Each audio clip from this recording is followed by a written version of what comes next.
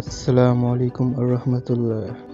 এই শীতের ভোরে যখন সকলে শীতের মজা নিয়ে ঘুমিয়ে থাকে নিজের নিজের রুমে, তখন আমাদের বেরিয়ে যেতে হয় আমাদের নিজের নিজের কাজে।